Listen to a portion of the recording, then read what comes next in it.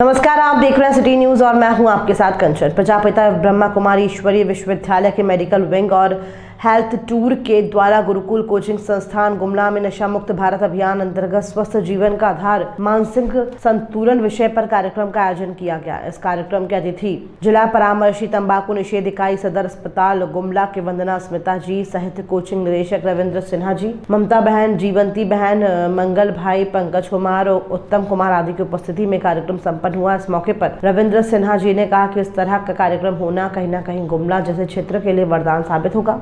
मौके पर राजयोगिनी शांति दीदी ने नशा मुक्त रहकर तनाव मुक्त जीवन जीने के लिए शुभकामनाएं दी। वहीं मंगल भाई ने अपने जीवन के अनुभव को साझा किया, जिससे कि युवाओं में एक नई प्रेरणा जागृत हुई है। ममता बहन ने कहा कि समाज में बदलाव लाने से पहले हमें स्वयं को बदलना होगा, तब हम बदलाव लाने का माध्यम बन सकते हैं। इस कार्यक्रम में संस्थान के शिक्षक और सैकड़ों की संख्या में विद्यार्थी शामिल हुए। आप लोग के सामने उपस्थित हुए हैं नशा मुक्ति अभियान को लेकर के।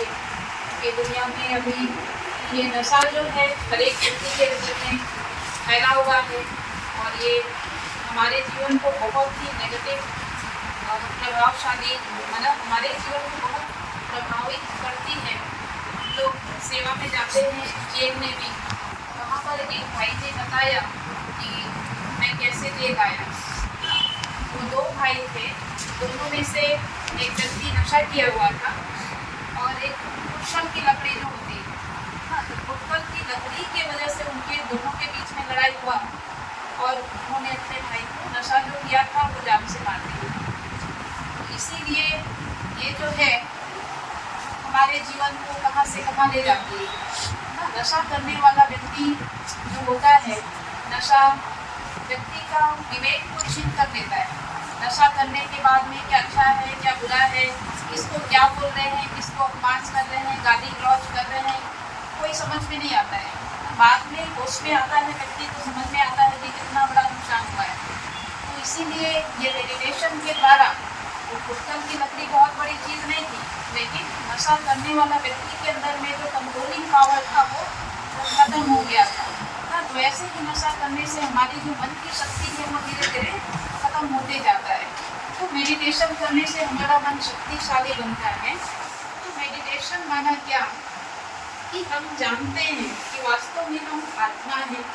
आत्मा हम सुनते ही हैं कि आत्मा आती है जाती है, लेकिन आत्मा का स्वरूप क्या है ना। तो ये हमें भगवान परमात्मा बताते हैं कि आत्मा का स्वरूप ज्योति स्वरूप है, स्टार जैसे है।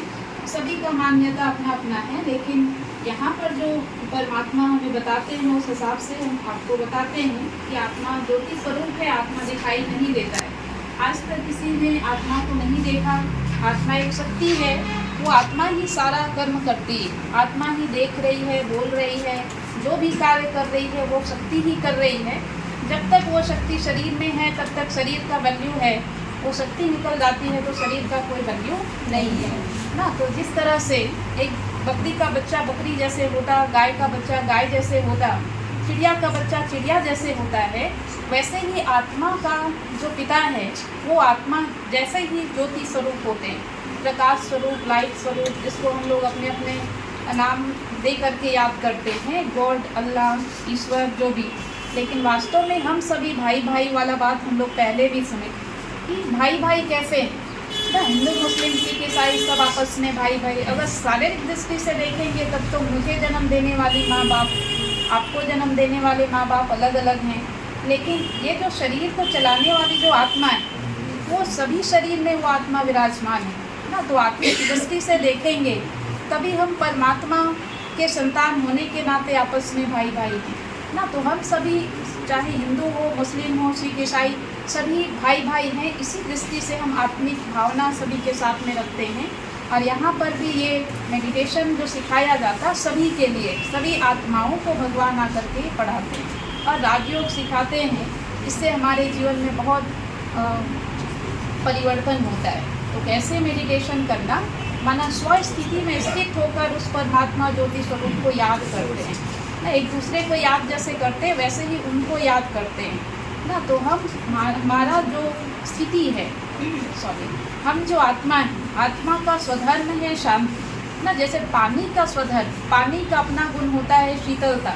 आप कितना भी उसको गर्म करिए, थोड़ी देर में शीतल हो ही जाता है ना। तो आत्मा का भी स्वधर्म है शांति।